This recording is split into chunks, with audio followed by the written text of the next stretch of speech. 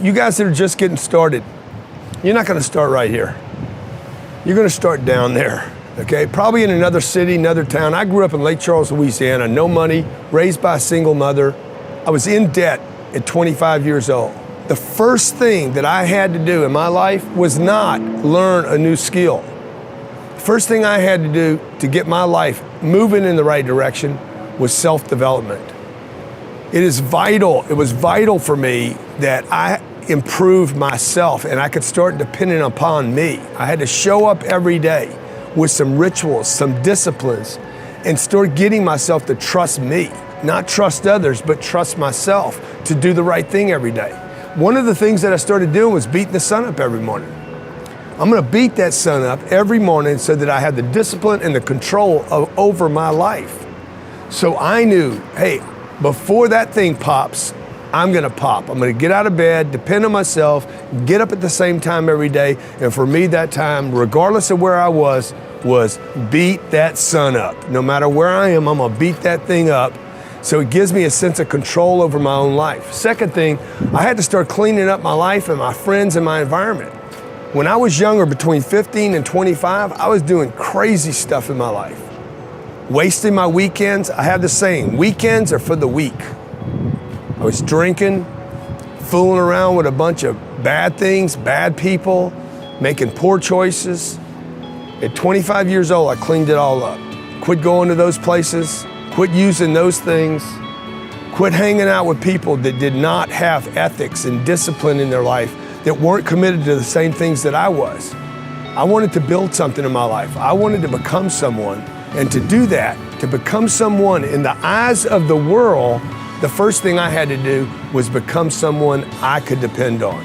So put some things together, 3 or 4 things you can do every day to start the day, kickstart your day, get going in your day to give you a sense of respect for yourself, accomplishment for yourself. Look, just beating that sun up every morning gives me the sense of accomplishment, that I did what I said I was gonna do, that I woke up when I said I would wake up, and I start building respect for myself, start believing in myself so that I can go out into the world and maybe today when I go into this meeting that I'm dressed for, maybe they'll believe in me as much as I believe in me, and that'll show up in a contract, a deal, maybe even some money. Need motivation? Watch a top 10 with Believe Nation. Hey, it's Carmichael, and I make these videos because you are probably the most ambitious person in your circle, but you know you're capable of more, and you get that push by surrounding yourself with the best. So today, let's learn from one of the best, Grant Cardone, and my take on his top 10 rules of success. Enjoy. Rule number 2, stay true to who you are. It's not about getting the right answer, it's about being able to use the information in the right situation. And so you have to go into a situation knowing something's going to be stable, particularly in an environment where there's a lot of variables. And we live in an environment right now with a lot of variables, with COVID, the mask, the election coming. Who knows? There's a million different things going on out there. You cannot add another variable to that many variables. So the thing that you need to do is you have to be the stable person in an environment where there's a lot of craziness going on. I had so many people tell me, well, it depends on the situation. No, dude, you need to be the same person every time, regardless of the situation.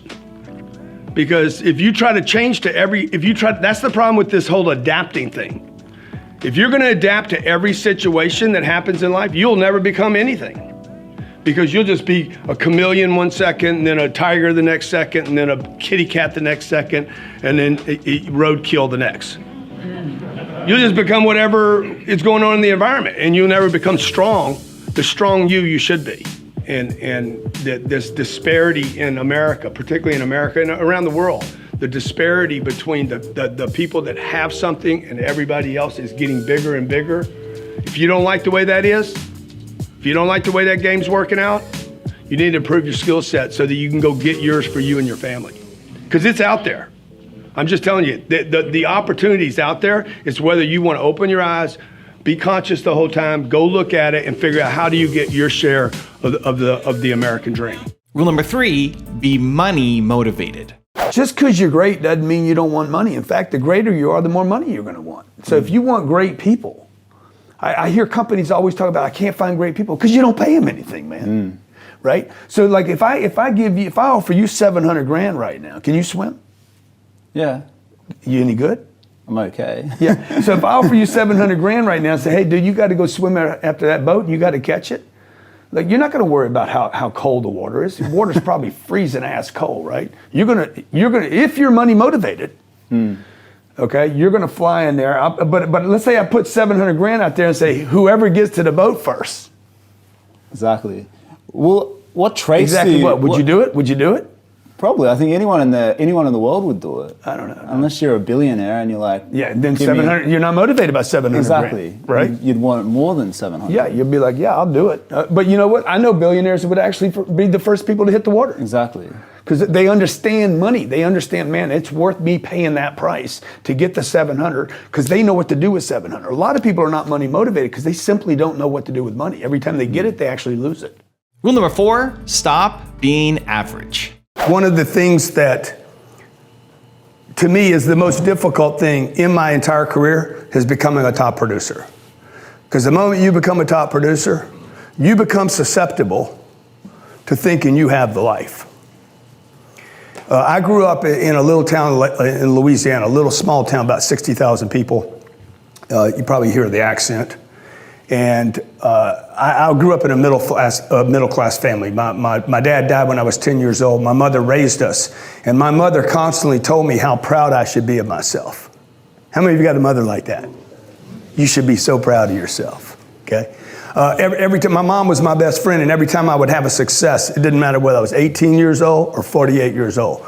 Anytime I had a success, she was the first person I called. I wouldn't call my girlfriend, wouldn't call my wife, wouldn't call any of the people that were closest to me. I'd call my mom up and say, Mom, you'd never believe I just bought a real estate deal. I started this company. I bought my first real estate deal. It's 38 units. It's $4 million. And she'd be like, that's awesome. I love you just the way you are. And I'm like, okay, thanks. She told me that 1,000 times. How many of you had a parent tell you, I love you? That's great.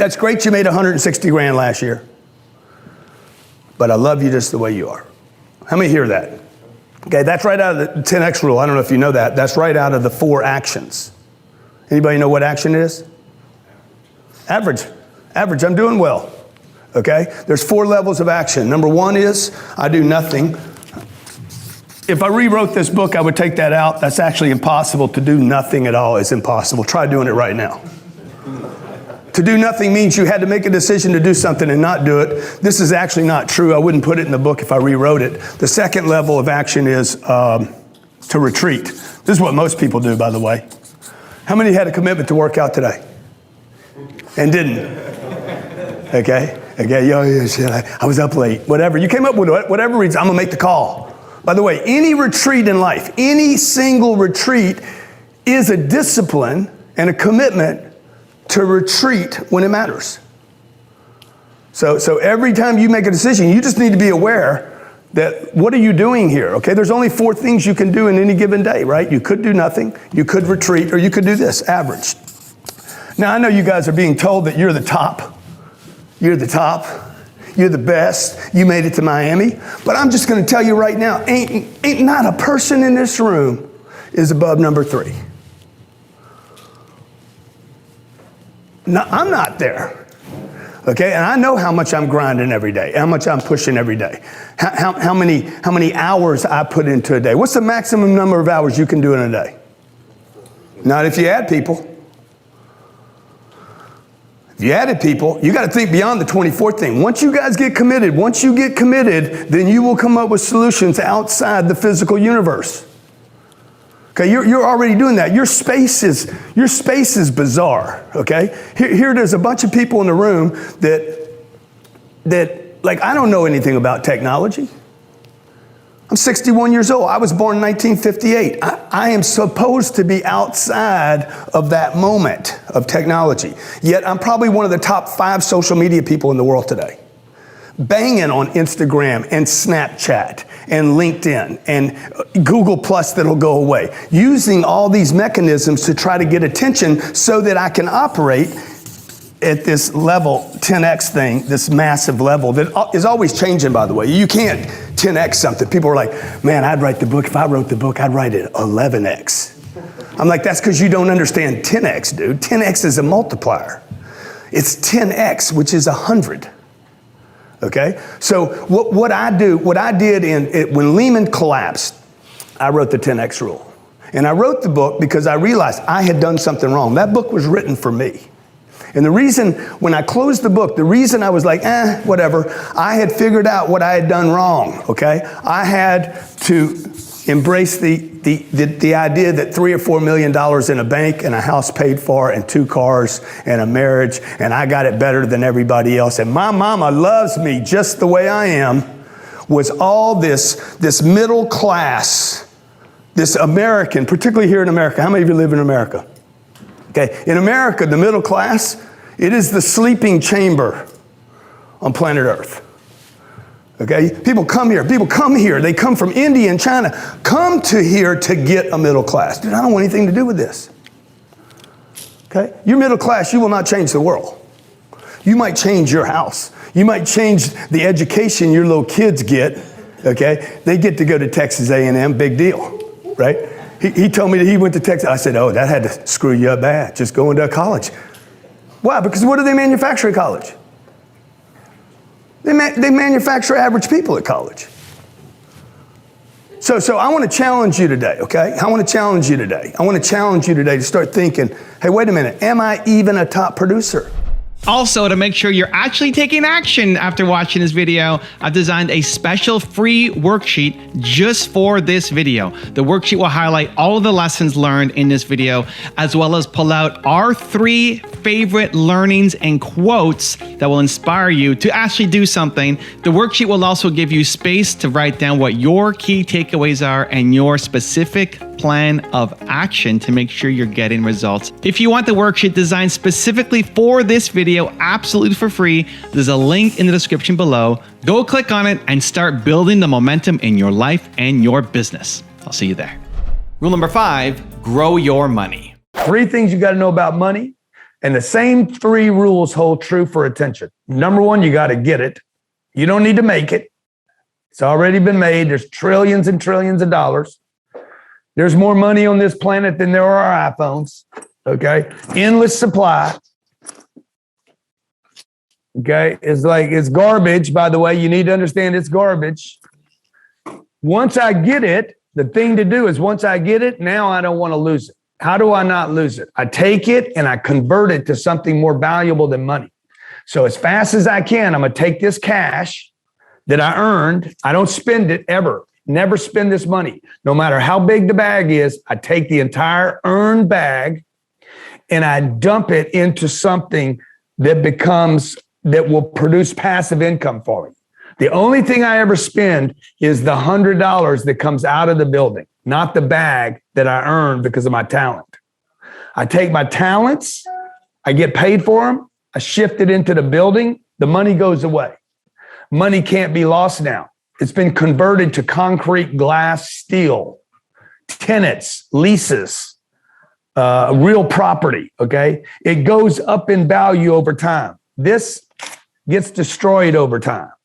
It can get burnt, it can get torn, it can get lost, it can get stolen. So I want to get rid of this illiquid. I want to get illiquid in the building, convert it to something real, and then I want to wait. When I get paid passive income, this passive income is not taxed. It's only taxed, it's taxed up a small, tiny percentage of what earned income is. So I keep most of it, and this is how I live. I live off of this money. And I could spend all of this. Or I could take this and start investing in more buildings.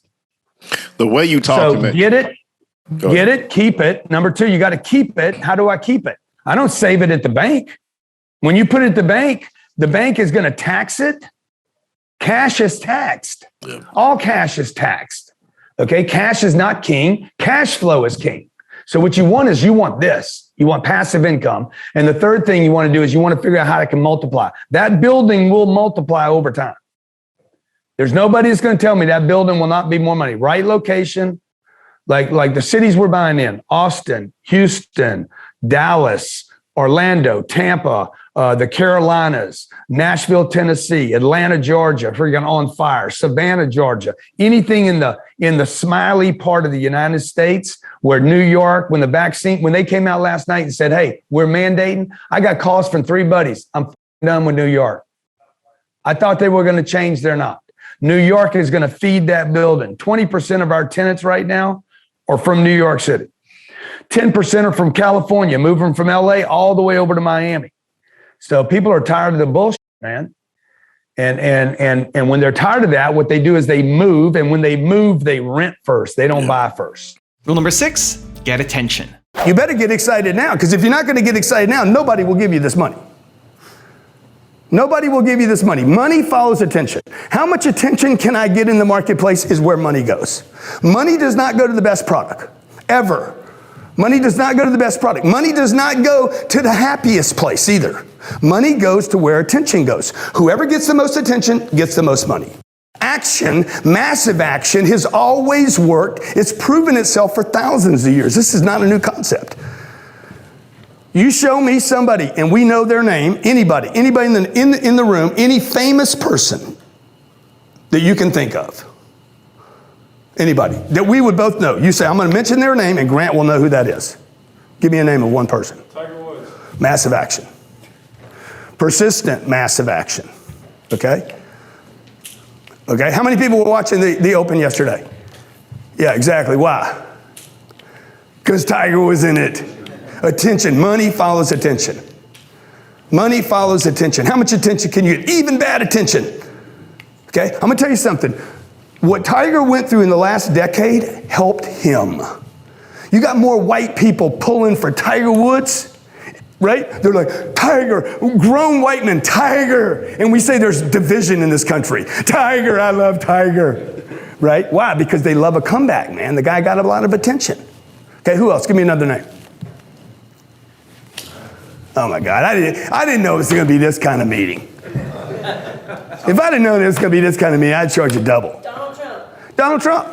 Everybody knows him, okay? Money follows attention. Success and power follow attention. Okay, you can not like the guy, but could you handle that much heat every day? Could you handle that many people not liking you every day? Because if you're going to be a leader, if you're going to be a real leader, okay, if you're going to be at the top of the food chain kind of leader, people aren't going to like you. Rule number 7, understand how money works. Money's garbage. It's garbage. It's not really what you want because it gets taxed heavily. So, and this is another thing. The ball players don't understand this. Most of the middle class doesn't understand it. The guy making 50 racks a year doesn't. The guy making 500 racks a year doesn't understand it. The guy working at Facebook doesn't understand. He knows how to code. He don't know how to beat the tax man. And the way to beat the tax man is with real estate. It is the last venue where, and I'm not talking about a house. I'm talking about buying like this piece of real estate right behind me right there. That piece of real estate is $260 million. Now I didn't start with that. My first deal was a $3 million deal. I made $5 million on it. One deal. And paid no taxes. And when I did that first deal, man, I put $350,000 down. I borrowed it from my mom and a brother, and I turned $350,000 into $5 million and didn't have to go through the bullshit that I was going through every single day. And I'm like, oh my God, this is a game, man. When I went to file my taxes, the guy showed me how not to pay taxes on it. I'm like, okay, I'm good. And I've been doing that. I now have $4 billion worth of real estate. I started with $300,000, borrowed money. I got $4 billion. This deal right here is $250 million. And what I've learned over the last 25 years is this game is it's a rigged game and it's on stack. It's all stacked against the little guy and the middle guy. And so what I decided to do was I promised my mom when I was 15 years old, Dorian, I said, if I ever make it, I'm going to help the little guy out. Because I grew up with a single mother, 5 kids. She was freaking frightened all it. She never got a shot at that stuff. Mm-hmm. You know, if my family got to buy a house that you got to pay for, if we could buy a house and pay it off, that was freaking that was the American dream. That ain't a dream, bro. That's prison. That right there behind me, cash flow day one, trophy asset, appreciation 2 and 3 and 4 times. Most of this real estate's been doubling every decade. Trophy, institutional quality, great write-offs, everything the wealthy look for in an investment. So I'm buying this deal, and then I open it up to my friends and followers on Facebook, Instagram, TikTok. $1,000, with $1,000, you can partner with me in that deal. And it's important for everybody to know, like, oh my God, this guy's going to raise money from everybody. I could have gotten one company, one bank would have given me the entire amount of money that I'm raising for my friends. One bank said, hey, I'll give you I'll give you all the money for the deal. And you be the partner in the deal, Grant, you run the deal, we'll be the money. And I didn't take the money because I want my friends, my followers, the people on this, I want to give people a shot. So, because you're easier to deal with, Dorian, I'd rather you be my partner in the deal than Bank of America. Rule number 8, take action right now. What you become is what you will be. Most people are sitting in the student chair too long. You're learning. You like learning, studying, reading, trying to get information. Dude, the way to trick the system is to become something as fast as possible. Don't keep learning. Buy something. This is the easiest, simplest way for somebody to become an investor. I did the deal. I bought the deal with my money, did the research with my money, my time, my energy in my 30 years. I used my cred with the banks and the real estate community to get the deal. That deal is $260 million. Your entire audience could not buy that deal by itself, even if it had the money, because it doesn't have the connection. Yep. So I'm buying the deal with my money and my debt. Then once I buy it and close it, I've taken all this risk out, because once I buy it and close it, then I offer it up to my audience and say, same price that I paid, you can get in at. $1,000, $5,000, $10,000, whatever number you're comfortable with. So what happens is, one, your money's protected against inflation and deflation, okay, against the disruption and destruction of the dollar, which is what's happening right now, is they are purposely destroying the dollar. The very thing they told you for the last 30 years you should save and you should trade your most valuable asset for, they are now destroying the very thing that you've been saving. And they're penalizing you for having it because they pay you nothing to keep it. Understand that $1,000, and I'm going to answer your whole question here. Understand that $1,000 today at Bank of America or Wells Fargo, let me see, $1,000 today times pays $1.20. Bullshit. Let me see. Yeah, that's $1.20 anyway I do it. Crazy. Okay. Now, that's before you bought your checks. That's before you started the checking account. That's before you used the ATM. By the time the end of the year is, your $1,000 probably more like $920. Probably cost you $80 just to have a checking account. So number one, you become an investor. Number two, you get cash flow every quarter. Number three, I expect that building to be a double or a triple. So I'm paying $260 for the building. If I sell it for $340, we make a double. I think the building is going to sell for $500 million when I sell it. The location's ridiculous. Can't replace it. It's 99% occupied right now. It's a trophy quality asset. It's in Fort Lauderdale, Florida, one of the hottest markets in the country. And when I sell this, I will be selling it to an institution. And the reason that's important is because most of us that are earning $50 a night, you have to buy the leftovers, man. We're buying leftovers. We're buying the garbage in the community, the duplex, the single family home. These are the same homes that went back to the banks in 2010. And you don't want to be in that stuff. What you want to be is the trophy stuff that somebody always finds value in. Yep. So I think the return is 5 to 6% in the first year, paid out quarterly. We pass through the depreciation to you, so you won't be paying taxes for the first couple of years on your income.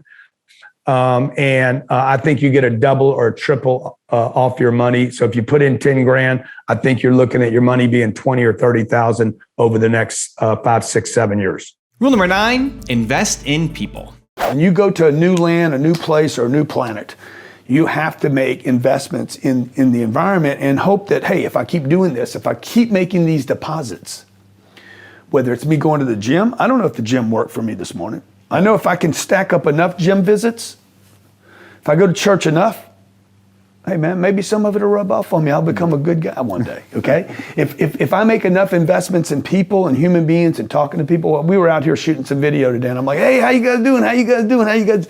The only reason I'm doing that is to make investments in people. Because if I do that often enough, I'm practicing extroverting myself to communicate to people. Because everything that I want, everything that's going to be good in my life is going to come through other people. It's not going to come because I sat in a room by myself. It's going to come my wife and I and Michael, and we went out into the marketplace and actually moved some people around. Like you're coming to my event now, right? Yeah, we are. Yeah, exactly. See?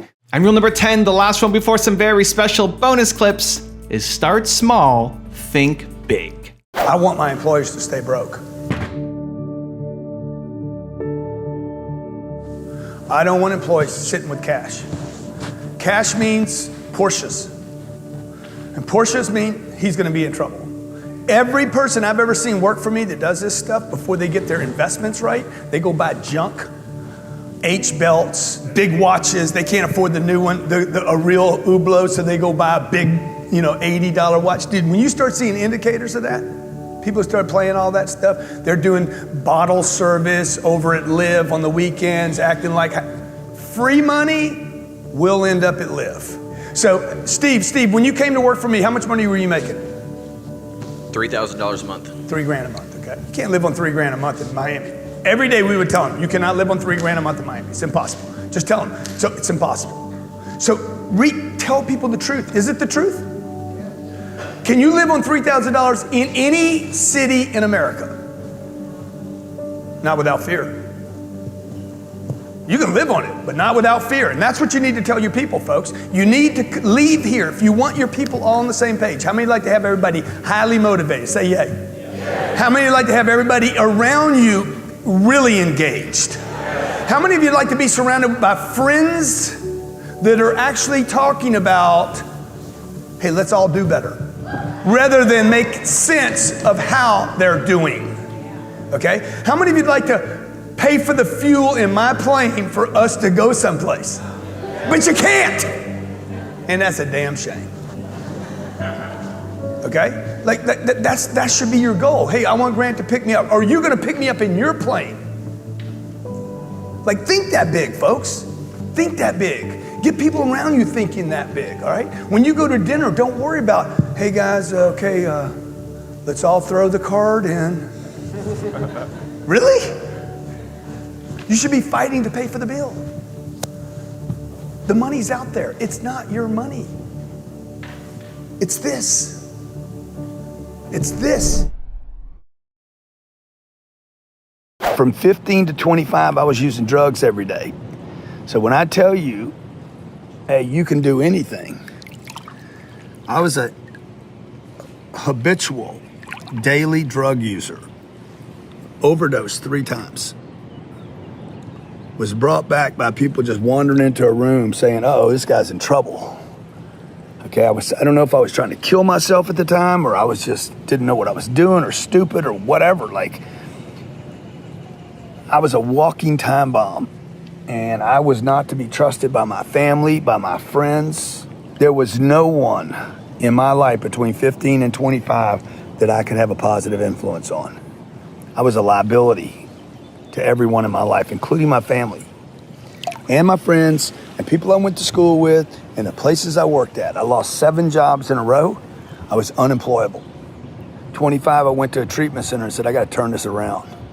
I got to turn this around. I cannot keep using drugs. They're bad for me. I make poor decisions when I'm using them.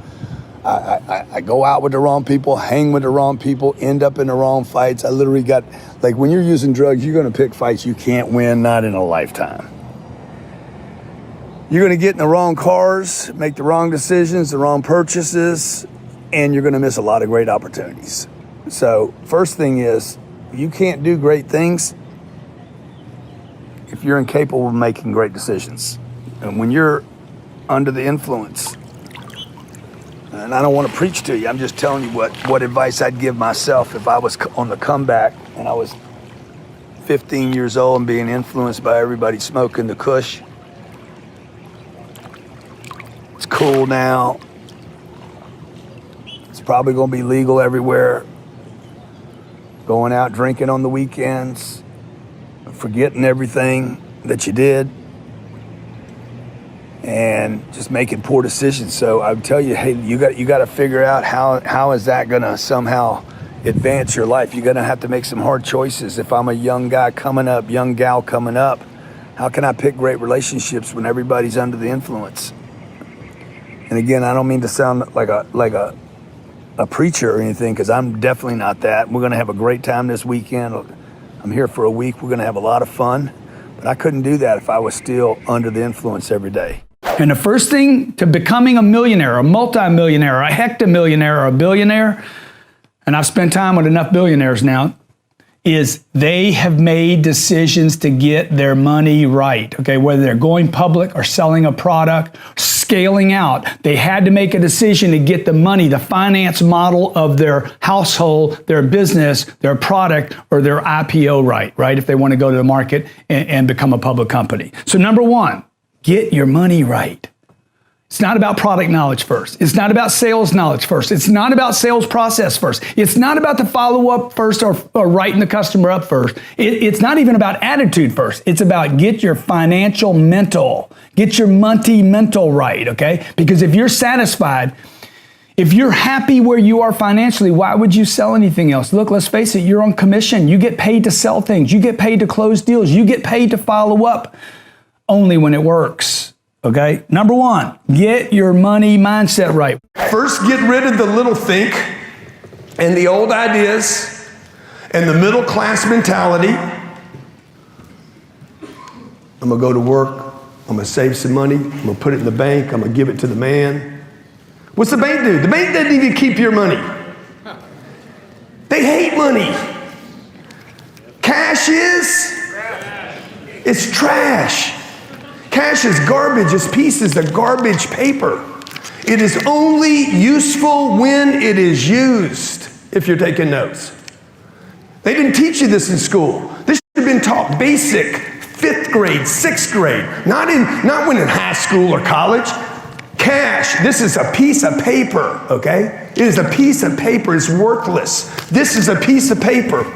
This actually has more value. This piece of paper right here has more value than this piece of paper right here. Why? Because one person has this piece of paper. 2,000 people have this data. You understand? This piece of paper right here is useless though until it is used. Anybody ever surf? You ever got covered up by a wave? Yes, sir. And it's throwing you down and you're like, and you're like, I can't wait to come up. And as soon as you come up, you're like, oh my God, and bam, another one hits you. Okay? This is a tsunami. This is a tsunami. There is no place you can go and escape what's going on here. You can go get another job. We have many people that have tried that already. Some of you might be thinking about it. You're going to go some other place and you're going to meet yourself again. And the tsunami will be wherever you go. There's no getting away from the tsunami. The only way out of this deal is to say, hey, what do I have to sell today? Okay, so right now, Dave did a deal yesterday, $995. What kind of business was it, Dave? Solar. 60 months. Did you ask the guy, are you going to be in business in 2025? Yeah. And what did he say? Well, it was a 3-year deal. He didn't like the price. I said, okay, let's do 5 years. Yeah, good. Okay, so you guys need to start asking people. First of all, are you going to be in business next year? You need to ask every person. You need to include a couple of words in your pitch right now, okay? Hey, are you going bankrupt? You need to ask them, are you going to go bankrupt? Because they're thinking about it. Trust me. They are thinking about, I'm going to bust out here. You need to bring it up before they do. This is straight out of Sell or Be Sold. Initiate the objective of the objection.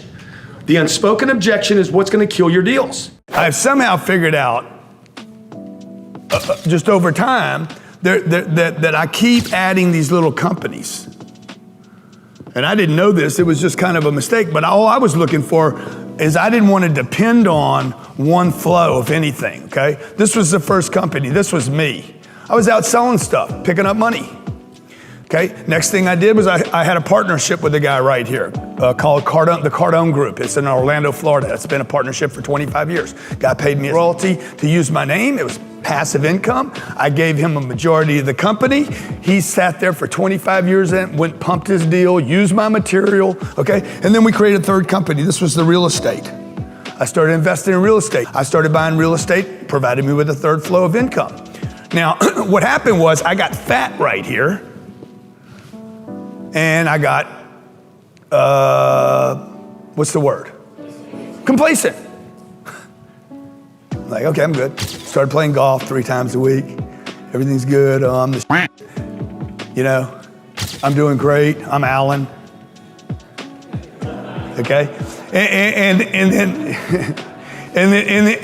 then 2010 came, 2008 came. I was like, it just took the little 3 circles.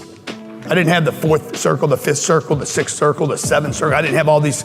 I didn't have product lineups. How many of you have Cardone U here? Let me just see a hand. Didn't exist, that product. Let me see a hand if you have Cardone University. Okay, beautiful, man. Look at the penetration. Unbelievable. Like you, if you want customer retention, get saturation. Don't make people happy. Make sure they buy your product. I'm not interested in making people happy. I'm interested in having people on my product.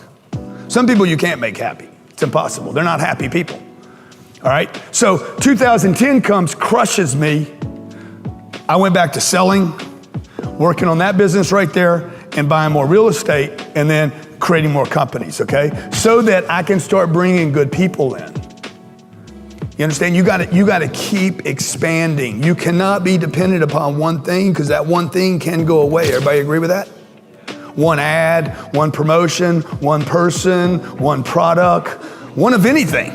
You kind of alluded to like your belief system, your spirituality. What is that belief real quickly? I mean, like just, can you put it into words? Yeah, I believe that I'm a spiritual being, and you know, and I'm in a body, but I'm not a body. I'm not a brain. I'm not a piece of meat. I'm not bones. I'm not 5'8". I'm not 170 pounds. You know, I'm beyond time and energy and measurable units. So I'm not really Grant. That's my name that was given to me. These things that I've done, the cars that I drive, it's just stuff like the Undercover Billionaire was extremely spiritually liberating adventure for me. Really? How so? Because I lost everything. I didn't have my money, didn't have the Rolls, didn't have the G63, didn't have the Gulfstream, didn't have my name, dude, didn't have my social media. You know, didn't have my hair, didn't have my goodies. You know, I didn't have 150 people on my team. It was me. And I'm like, damn, dude, like, I don't need anything. Yeah. I'm in a new environment where nobody knows me.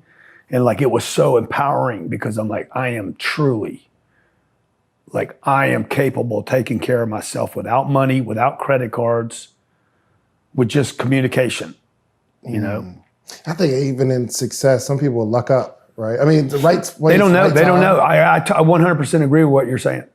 They wonder, can I do it again? Yeah. There's that doubt. Could I do it again? And you know, when Discovery went to help me out a little bit, like, because they're producing a show, like, let's keep it real.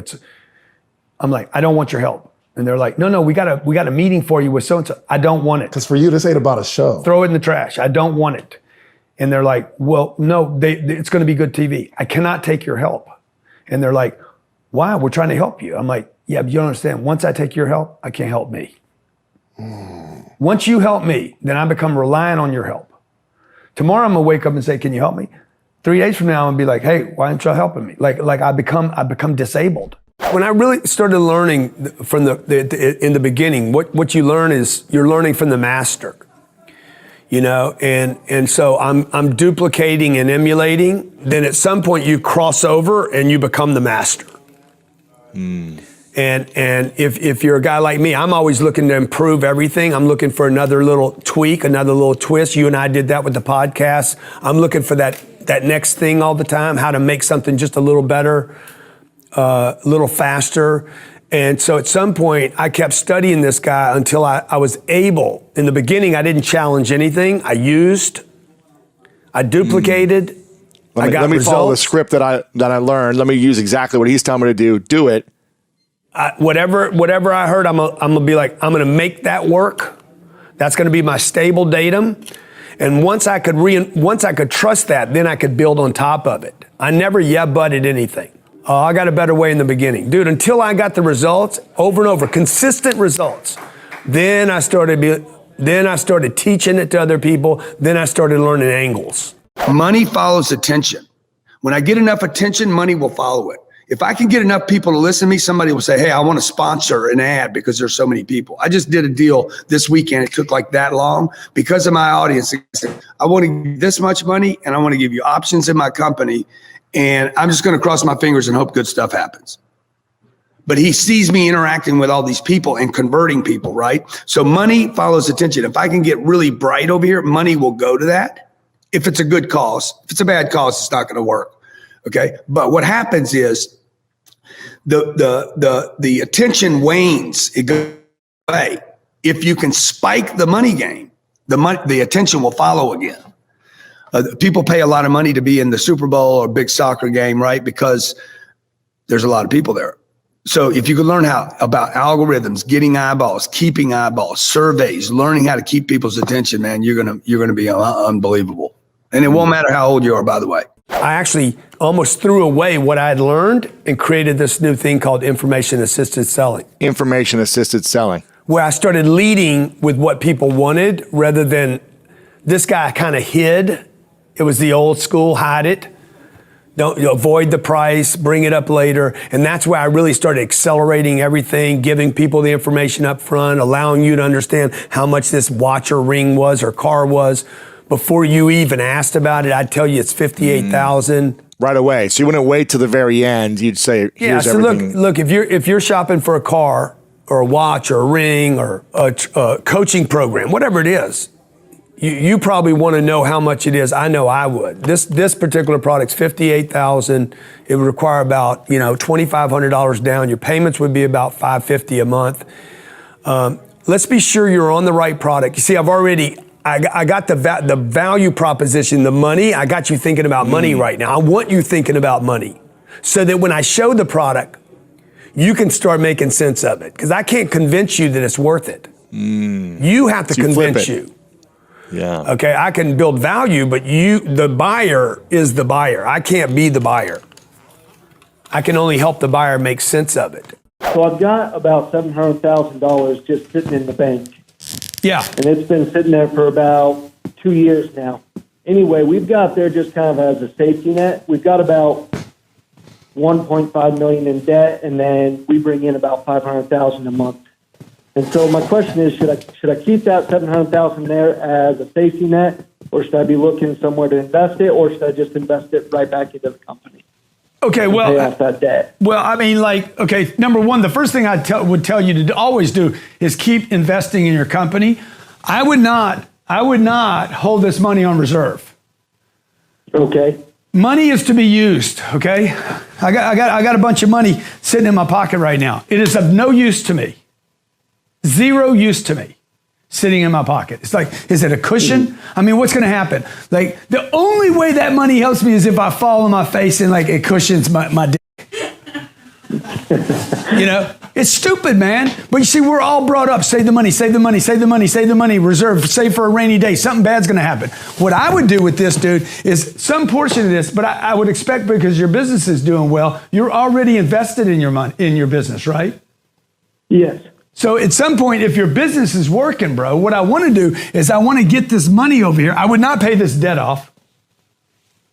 This wouldn't even bother me, by the way. Okay. I don't even think about debt. Somebody said the other day, Cardone said he doesn't like to use debt. You need to pay attention to what I'm teaching you.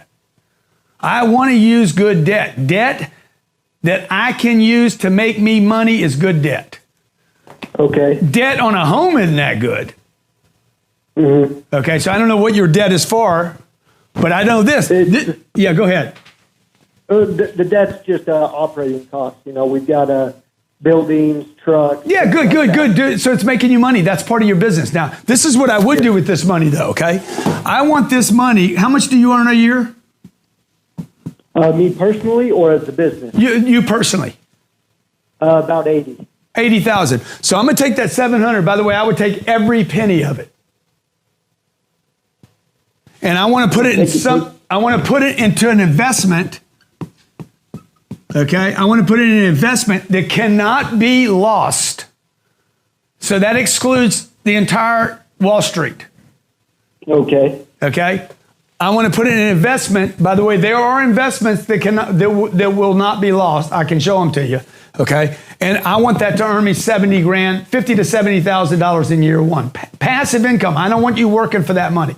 There's a way to make a cold market warm, right? You need a team. You guys, all of you need a team. You're going to start with Primerica. The entry's cheap. It doesn't cost a lot to get involved, but you need a team.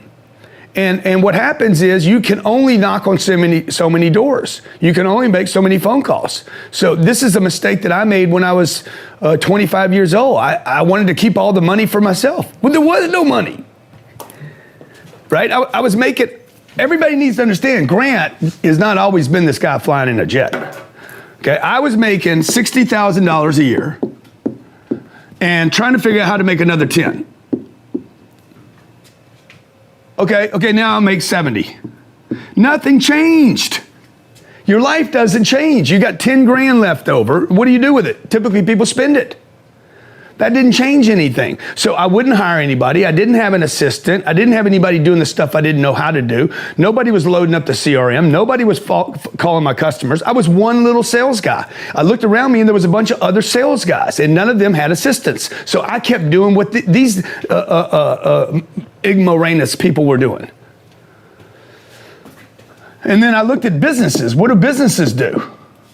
Oh, they got assistants, they got help, they got support, they got phone lines, they got a business, they got an office, right? So I'm like, I got to get a company. I didn't need to go start my own business. I needed an assistant, okay? I needed somebody else making calls. I needed somebody to collab. You need to start thinking, how could you make 10 times more contacts into that cold market? If you don't have any money, you should be doing flips. But you only should do flips and wholesales until you have money. Define a flip. Define a flip. I find a place. He wants to sell it. I tell him I got a buyer for it. I've never done this. This is not my space, but I know guys that teach this successfully.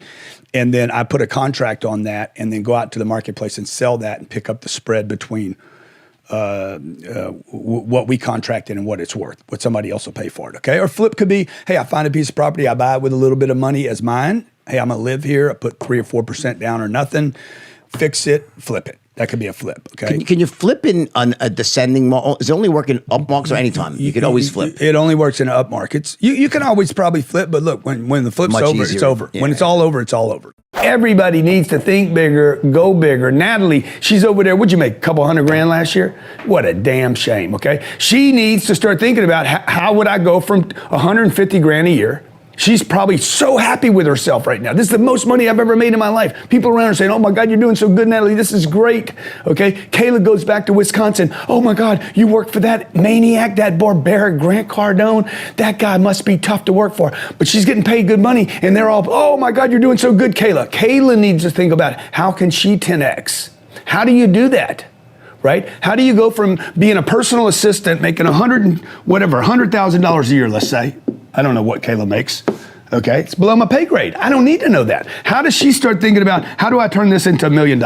Regardless of whether she's 20 or her position or wherever, how can she multiply time? How can she multiply money? How can she multiply opportunity? Go big or go bigger.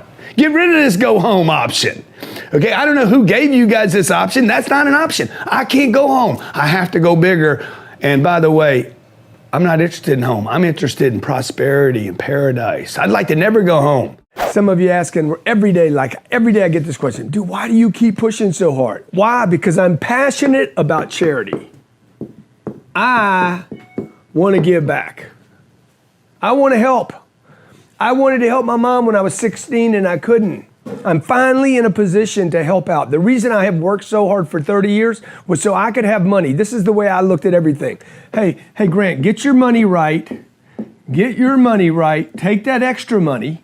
The reason I worked hard, extra hours, you were working a 40-hour week and I was working a 100-hour week. The reason I worked the extra 60 hours was so I had extra money. All extra money went into real estate. Y'all didn't know I was doing this. Nobody knew I was doing this. I was working for car dealers and Ashley Furniture and big retailers and big companies. I would travel on Thanksgiving to Canada to get a check for $30,000 for speaking. Miss my family on Thanksgiving Day. Leave my family on Thanksgiving Day, man. I miss so many Thanksgiving. Every Thanksgiving for 20 years, I went to Canada. You know why? Because they don't celebrate Thanksgiving. And I could get money on that day. And everybody's like, you're missing Thanksgiving. I missed the Super Bowls. I missed the World Series so that I could get extra money and drop it into this thing. And this money would then create passive income for me, passive income that I could then give to charity. Okay? I have either given or raised $200 million for charity. You can't do that without money. It's impossible. I made a commitment when I was 25 years old and broke, okay? I came up with a new plan. First thing I did was this, okay? I made a plan so I could retire rich. Actually, with me, you could just drop the retire thing because once you start making money, you're like, I don't want to retire. I just want to make money, man. Okay? No, but most people don't like money because they never have enough, man, to have any fun with it. Right? Or they make a little bit of money and they blow it. And then the next thing you know, they're out of work and they're like, oh, I hate money because the last time I had money, I blew it all. I went to strip joints, I bought a Ferrari, I wrecked it, I got in trouble. You see what I'm saying? Michael Tyson probably doesn't really like money because every time he got it, he screwed it up. But for those of you, you need a get rich plan. You need a get rich plan. You don't need a get by plan. Right now you got the get by plan. I want the get rich plan. So you need to understand what that takes. And the first thing it takes on the get rich plan is income. You got to increase your income. If you got a job making 36 grand a year, you got to wake up and say, you will never, ever, ever, ever have anything if you keep that job at 36 grand a year. By the way, the job is not the problem. It's the 36 that is the problem. Okay. So you got to figure out, dude, how do I get from 36 to 360? Oh my God, that's going to be hard. Not really. If you take a look, first of all, look at your commitment. Okay.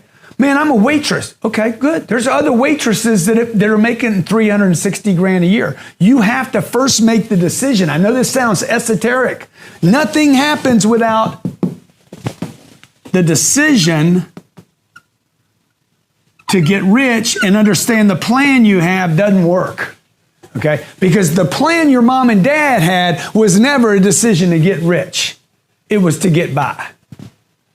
Right? That's why they said diversify. That's why they said buy a house. Remember the house? That was one of the plans. A house does not make you rich. It's impossible. It ties you down. There's no income associated with it, okay? So every decision's got to be this. I got to get this number up to that. That's why I don't buy a house, because me buying a house doesn't get me $360 a year. You get it? Or $3 million a year, right? What gets me that is income. What's the number one thing people should do if they want to double their income? So moving on to the financial. You should sales. Get good at something. Get good at something. Yeah. You know, get good at something. Now, you got to get good at something, and you got to ask yourself if you're in the right vehicle. If you're an engineer, you always say that. Yeah, the vehicle, right? Yeah, the vehicle. Yeah. So let's say you're a photographer. Yeah. Okay, because I know a guy right now. He's a photographer, and he's like, I want to make more money. Okay, well, good. So he's going to have to. He can only get so good as a photographer. Like, there's a ceiling on the income, isn't it? Exactly. Like, you're going to have to go shoot a movie, dude. Like, everybody's got a ceiling where you finally get to a price and they're like, okay, I'm done. Nobody's going to buy from you. Yeah. So now what are you going to do to get your deal? You got to go sell something. You're going to have to sell some product or some service. If you don't like to sell it, then you need to promote it so people buy it from you. So they just come buy it from you, okay? So if you don't like sales, then you need to spend a bunch of money promoting so that people, oh, thank you, champ, thank you. You need to promote it. Man, this looks good. see, she brought me that. Yeah. She brought me that. So how do you get somebody to bring you something, right? Well, you either get up and spend your own time to go get it, or you get people around you, little people around you that you pay $10. Make it $5. She just earned some money. They know how to earn money with me, right? They earn money. Look, I didn't know what else to do. There was no social media when I was 30 years old. So today, if it's social media, I'm like, okay, what am I going to do? I need to find if I want to make sales. Is income? I want income. I want income. I need money, right? A kid, 18-year-old kid today says, I want to know how to make passive income. He wants to stay home and earn money. I'm like, dude, you're skipping a step. You got to earn money first. Number one, you got to earn money. You got to earn it or connect with it. So I got to either get you to give me money. I don't know how many times you do that. Before you be like, okay, what do I get? Okay. Then number two, I need to keep that money. Figure out, okay, how do I get that money to do something now? Okay. Now, a lot of people know number one, and a handful of people know how to do number two. They get the money, but then they don't know what to do with the money. You got to get the money to have babies. Successful people are not seeking money, they're seeking freedom. I'm talking about the top of the food chain. You guys should be studying the top of the food chain. You should not be studying your buddies. Study the top of the food chain. They are available for study. Read everything they've done. If I read Warren Buffett, I take Warren from the beginning to the end, and I read everything he's done. I go deep on one guy. I don't study a bunch of people. In the beginning, I'm like, is the dude about money? No, the guy was about freedom. What is freedom? Freedom, man. I get to do what I want, when I want, as long as I want. How I want. I get to say what I want to whoever I want, and I get to cut a customer out of my face if I want to. How many of you like to get rid of some of your customers? Like, get out of my office. Leave my office. I don't want to do business with you. Okay? I want to do business on my terms, not your terms, and not the marketplace's terms. And I don't want a competitor pushing on me. I want to have enough flow coming in that I get to say, I don't want this business anymore. I want this business. Everybody with me? Okay, that's freedom. Financial freedom is not about money. The second thing the wealthy do, the millionaires, the self-made millionaires do, is they play get rich for sure. I don't know if you've ever heard this term. I coined this phrase years ago. I'm not interested in get rich quick. I got some buddies that try to teach those courses. Cringe when I hear them. I don't want to get rich quick. I want to get rich for sure. I've always wanted to get rich for sure. I don't really care how long it takes, as long as I'm not old and dead. But I want to know that I'm getting rich for sure. I'm not a shortcut guy. I'm not a gambler. I'm not the guy that's going to put it all on one color. I'm extremely conservative when it comes to investing because I don't want to lose my money.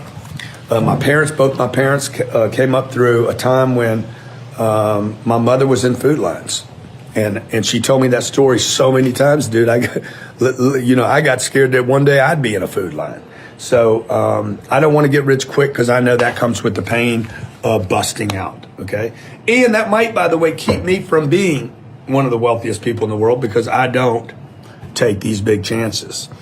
But if this is you, like you're thinking, yeah, I don't need the 3-week 1,000x return. I want to be able to invest my money in something. I get the tax write-offs, I get the benefits, I get the cash flow, and I get the long-term appreciation. And that's what the wealthy do by in masses. They're not taking these crazy chances. Many of you are buying assets without cash flow. Flippers, wholesalers, developers. Everything I've ever bought was developed by someone else. I've never flipped and I've never wholesaled. Why? Because I want to own that property, that great location. And what can make sure I own it, keep it, even through down cycles? Cash flow. You got to get the cash flow, okay? I don't care if it's 2%, 3%, or 4%, 5%, 6%.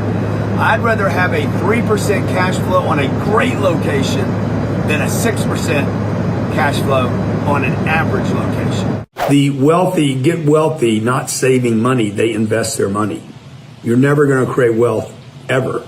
It is impossible to create wealth because you have a profession or because you're great at your job or career. The only way to create true wealth is through investing.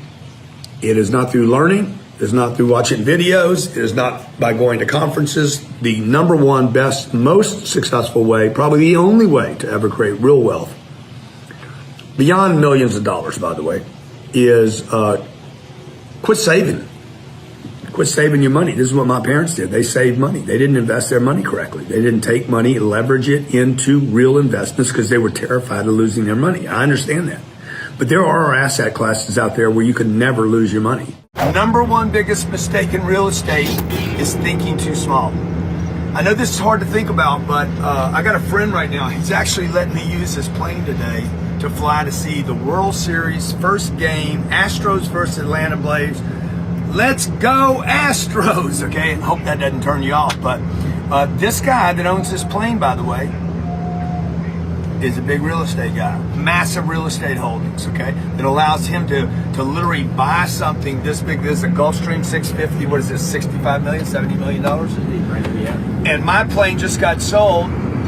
I'm waiting for another plane to come as we take off here, okay? This is gonna be big, man. This is gonna be a big takeoff, okay?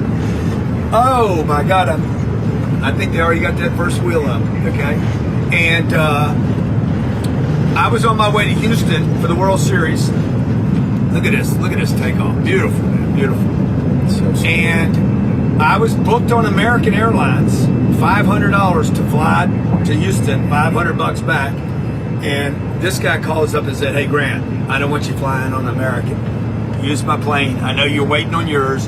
Just take my bird and we'll figure it out later. So super nice of him. But the point of that story is, one is, who do you know?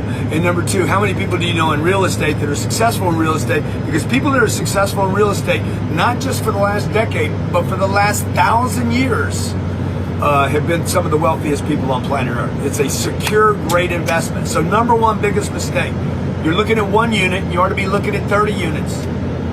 It is easier to buy 30 units. It's easier to make money on 30 units. It's easier to sell 30 units. It's easier to get a loan on 30 units than it is on one. And I know some of you are going to disagree with me. I got all the haters I need out there. Please don't pile on. But they don't understand that when you buy one unit, you're not getting in the real estate game to buy one unit. If one unit's good, 30's better, 30 times better. If one unit's good and you can raise the rent $200, awesome, man, that's awesome. But what if you could raise the rent 30 times, $200 on 30 units? Just do the math.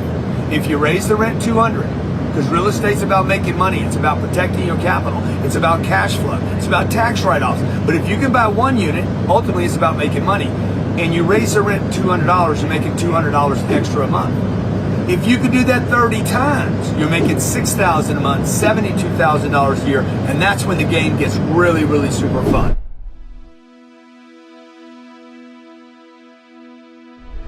Because you made it this far in a video, I want to celebrate you. Most people start and don't finish. Most people never actually follow through. Most people say they want something, but they don't ever do the work to actually get it. But you are different. You are special. Believe Nation, you made it here all the way to the end, and I love you. So as a special celebration, if you put a hashtag believe down in the comments below on this video, I will showcase you and celebrate you somewhere on the screen in a future video because you are awesome. For 10 more amazing rules from Ed Milet, check the video right there next to me. I think you'll love it.